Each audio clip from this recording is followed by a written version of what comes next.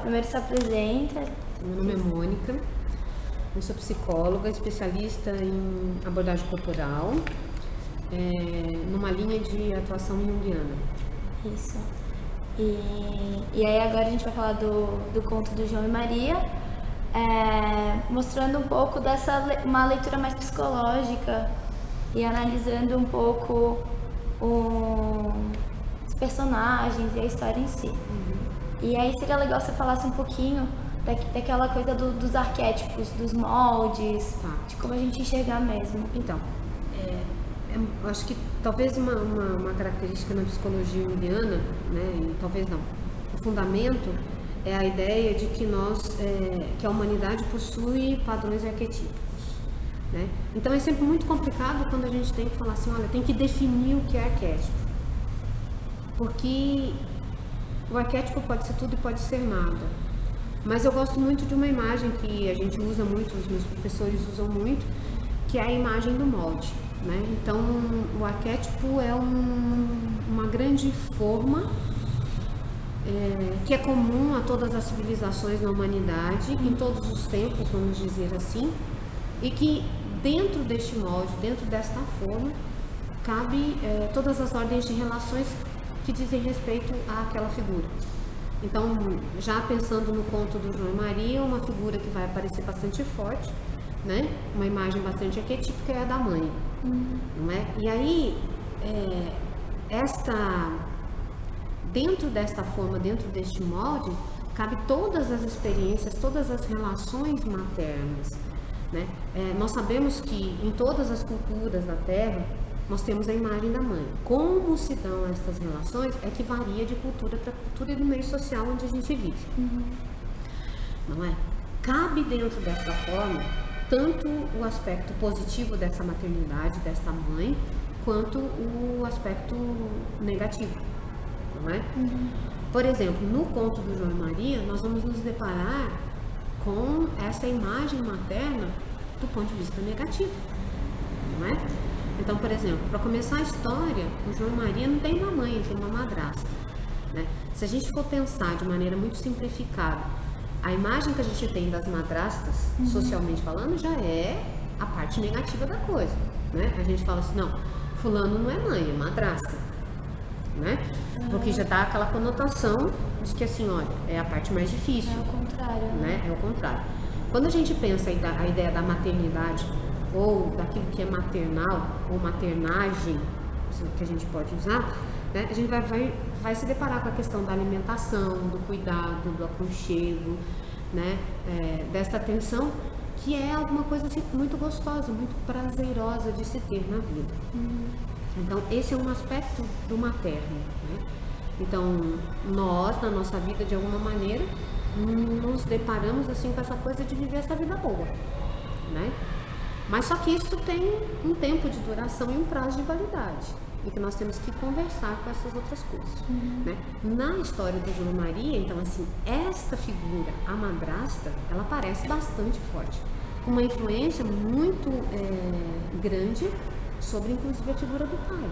Então, aí nós vamos olhar para um outro arquétipo, do pai, né? Uma outra forma, onde cabe ali dentro todas as experiências da paternidade, né, que vai variar de cultura para cultura, né, as relações que ali se estabelecem. É importante a gente se lembrar que cada vez que a gente vivencia esses aspectos, nós atualizamos esse arquétipo, né? Então, ele não é alguma coisa que está lá atrás, mas ele é alguma coisa que está tão presente quanto hoje, né? Está tão atual, na verdade, estas imagens.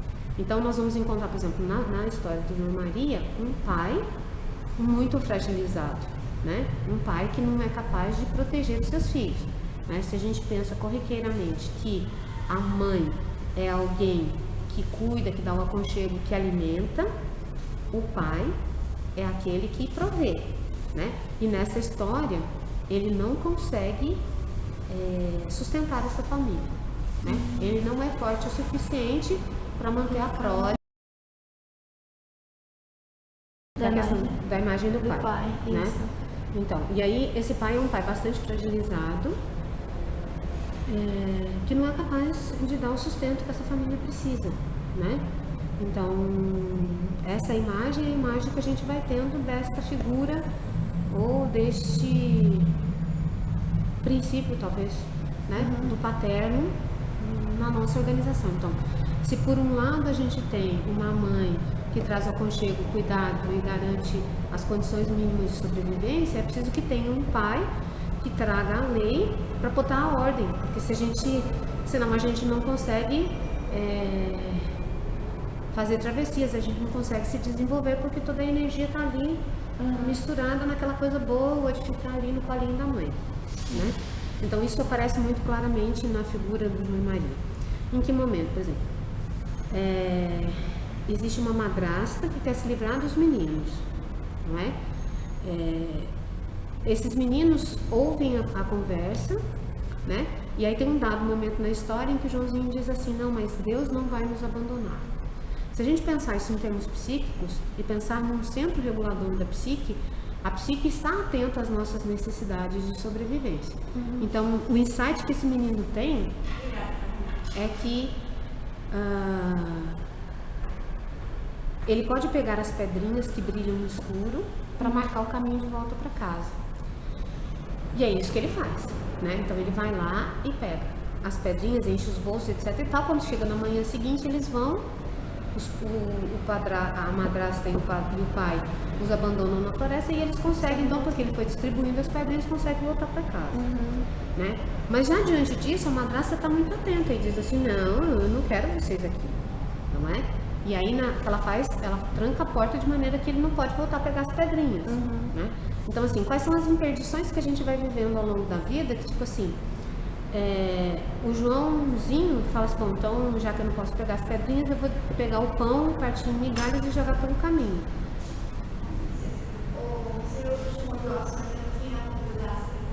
Eu já pego lá. Tá bom, já pego lá. Eu vou pegar a chave.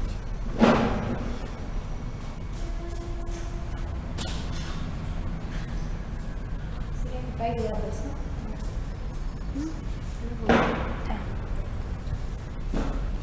E aí, ele vai se deparando que assim, às vezes na vida da gente, a gente cria alguns modelos e fica repetindo, achando que agora então vai sempre funcionar assim. O que o Joãozinho se depara é que com as pedrinhas funciona, mas com o pão não. Por quê? Porque o pão é comido pelas aves, não é?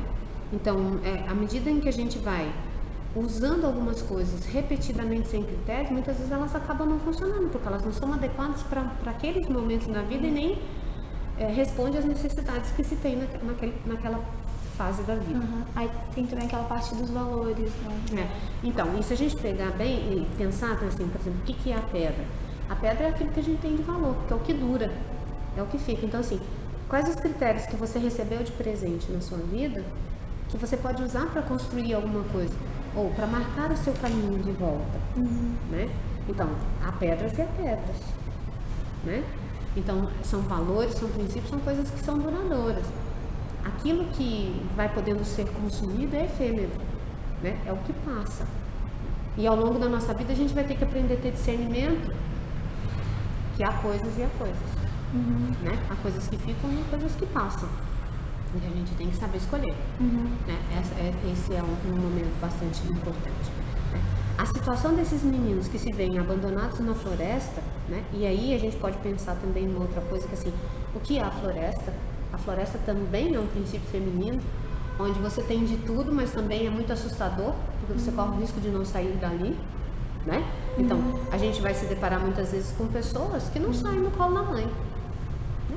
Às vezes trabalham, têm uma vida ativa, etc., mas ainda vivem no colo da mãe, né? Perdidos ali dentro da própria floresta, né? Porque na floresta você tem um alimento, normalmente você tem a água, você tem aquilo que você precisa para sobreviver. Mas isso também é um grande engodo, porque você também não consegue aí desenvolver suas capacidades e habilidades, né? Então, no estar perdido dentro da floresta, eles se encontram com outro aspecto muito terrível também no feminino, né? Que é a casinha de doce lá, de biscoito de gengibre.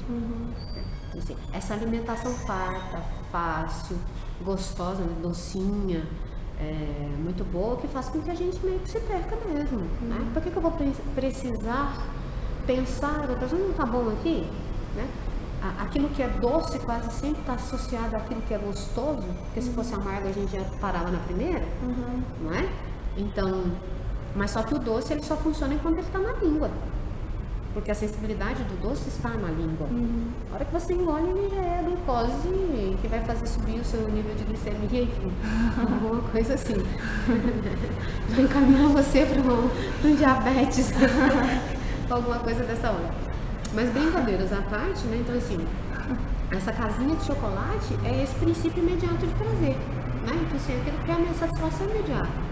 Nós temos pessoas que não conseguem viver e tolerar a frustração de não ter suas necessidades atendidas de pronto, né? Prazer momentâneo. Essa coisa assim. Então nós vamos encontrar uma parcela significativa da população perdida aí no mundo das drogas, dos vícios, etc e tal, que é esse prazer muito imediato, né? Porque não conseguem lidar com esta possibilidade de não ter a sua necessidade satisfeita imediatamente, né? Olhando do ponto de vista da psicanálise, a psicanálise tem uma leitura que ela diz assim, que nós somos seres de falta, porque é o que falta em nós que faz com que a gente se mova, né? Então, o desconforto que me causa uma situação X é que faz com que eu me mova para buscar a saciedade. Então, aquele que está lá diante da casinha de chocolate, que é só estender o braço e pegar um pedacinho do biscoito e comer, ele está nesse momento em que ele não precisa de absolutamente nada, né? Então, ele está vivendo aquele princípio ali e deu, né? Isso é visível por causa, a senhora fala, quem está aí? Então, assim, eles ouvem uma voz de dentro da casa que pergunta quem é que está aí. E aí eles fingem que não escutam e dizem, não, é o vento. E continuam correndo, né? Então, há um chamado, há alguma coisa que fala assim, opa, preciso prestar atenção. Mas a gente ignora. Por quê? Porque naquele momento eu tô tão... né? E na verdade, assim, essas crianças deviam estar muito famintas, né? A elas foi negado todo o carinho, todo o acompanhamento. Então, assim, aquilo é tudo que eu preciso. Então, assim, talvez a gente pudesse pensar em termos de deslocamento do prazer, uma linguagem um pouco mais psicanalítica nesse sentido, assim, bom, então já que eu não tive isso, então eu vou compensar com isso aqui, né? Então, acho que essa é uma dimensão, né?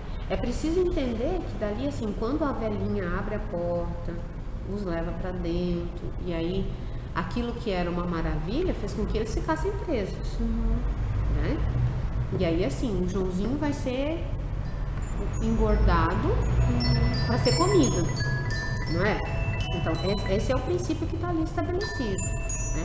Aí entra a dimensão da astúcia.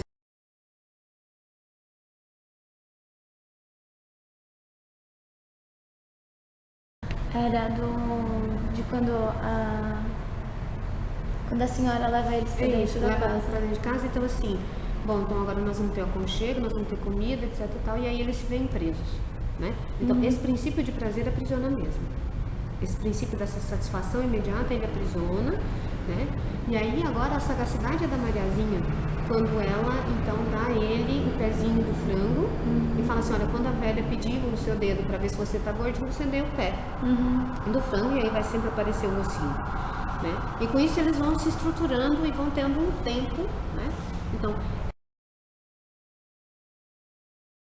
a volta para casa. Então, eu estava pensando, né, assim, eles se deparam com um lago, né, ou seja, com água, que vai falar dessas emoções e sentimentos, que de alguma maneira, ao longo da vida, a gente teve que deixar em suspenso para a gente possa sobreviver, né? Então, às vezes a gente usa esse recurso mesmo.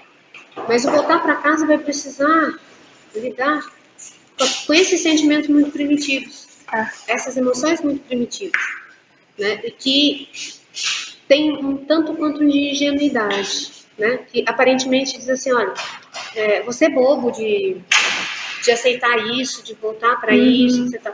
Mas que na verdade é um resgate que precisa ser feito, né? Porque isto é parte da energia da psique, né? E se a gente for pensar assim, é como quase que assim, a gente se desenvolveu intelectualmente, a gente cresceu, a gente se tornou autônomo, mas as nossas emoções muitas vezes ainda ficaram num lugar muito primitivo, né? Às vezes a gente ainda tem reações e sentimentos muito infantis, porque isso não se desenvolveu na mesma proporção. O retorno para casa precisa resgatar isso também, né? Então, encontrar o pato na beira da lagoa, né? Então, assim, pato é um animal que vive na água, que vive na terra, então, que comunica, que conversa, né? E que vai trazendo para a gente aquilo que é animalesco, aquilo que é primitivo nesse sentido, né? E que fala assim, olha, a gente vai precisar lidar com isso, né? Mas é um lidar que diz de tratar com respeito e reverência, porque se o pato resolve afundar a cabeça dentro d'água, a gente vai morrer afogado, né? Ali no conto, então assim, e reconhecer que tem que ir um e depois ir o outro. Nós vamos tratando das coisas nos diversos aspectos, mas uma coisa de cada vez. Às vezes não dá para viver tudo de uma única vez, né? E o pato traz essa imagem, né? A gente corriqueiramente já diz assim, olha, fulano é bom, parece um pato, né? Que vai dizendo dessa coisa meio desajeitada, do lidar com algumas coisas, como as emoções e os sentimentos, que deixam a gente meio sem lugar. Mas que o retorno para casa pressupõe que também este aspecto da nossa psique precisa ser trabalhado, precisa ser elaborado, né? Para ser integrado, para a gente poder voltar numa outra condição, numa condição mais plena, né? Onde eu posso encontrar o Pai e onde eu posso, então, fazer as pazes com a minha vida, com a minha origem, para poder continuar e seguir adiante, né? Esse caminho é o caminho da jornada heróica, né? O herói, ele tem que viver cada parte do caminho, né? Com os recursos que vai se apresentando, porque isso significa a ampliação da consciência, né? E o estar no mundo de uma maneira diferente.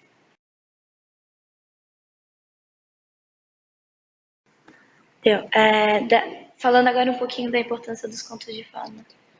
Quando a gente pensa nisso, a gente fala tanto os contos quanto os mitos, né? Eles falam de experiências primordiais da humanidade, né? Dessas relações primeiras, como é que se dão os processos na existência e no desenvolvimento humano, né? Então, os contos eles trazem um pouco esse desenrolar da vida humana, né, contado de uma maneira muitas vezes alegórica, fantástica e etc., né, que dão para a psique um entendimento de que assim tem saída, existe possibilidade, né? Por exemplo, especialmente no caso das crianças, onde os conteúdos não são aprendidos pela via da inteligência no sentido da razão enquanto uma ordem lógica, né? Então a criança ela curte o conto de fadas, por exemplo, porque ali a solução é mágica, que é o mágico mundo que ela vive, né? Nós que já somos adultos e que já desenvolvemos um aspecto da racionalidade, a gente vai falar isso é bobagem, mas porque a gente não vai entrando em contato com aquilo que é primeiro, né? Mas a gente vai dizer dessa ordem, dessa coisa da cooperação, por exemplo, do Joãozinho e da Mariazinha, né? De irmãos que se cuidam e que ali são solidários, né? Que se num primeiro momento o Joãozinho consegue salvar os irmãozinhos, no segundo momento é a Mariazinha que consegue. Então, assim, à medida que a gente vai fazendo associações ao longo da nossa vida, a gente vai tendo possibilidades de aprendizado e de ampliar essa consciência, né? Por quê? Porque esse é o caminho da nossa vida, né? Então, os contos vão trazendo esse aspecto que torna a vida talvez um pouco mais fácil de ser levada, né? No sentido de que a gente tem outras possibilidades. Os irmãos Grimm, quando andaram pela Alemanha, eles foram coletando os contos e as histórias que se falavam ali naquelas aldeias, né? Daquilo que era o senso comum daquelas pessoas. Então, assim, às vezes a gente fica muito, na nossa sociedade, muito racional, mas era verdade? Pouco importa se era verdade ou era mentira, era a verdade pertinente naquele momento que ajudava as pessoas a passarem pelos conflitos que elas tinham, né? Então isso ressignificava a dor, dava uma conotação diferente para dizer, não, eu posso sofrer porque isso vai passar uma hora, né? O recurso virá, a psique funciona como essa grande provedora que vai dando continente para as necessidades humanas, né? E ressignificando essa experiência para a gente poder passar pela vida, né? E lembrando sempre que a vida é o bem que precisa ser preservado, né? E a psique está muito atenta a isso e atende a essas necessidades. É isso. Muito obrigada. De nada.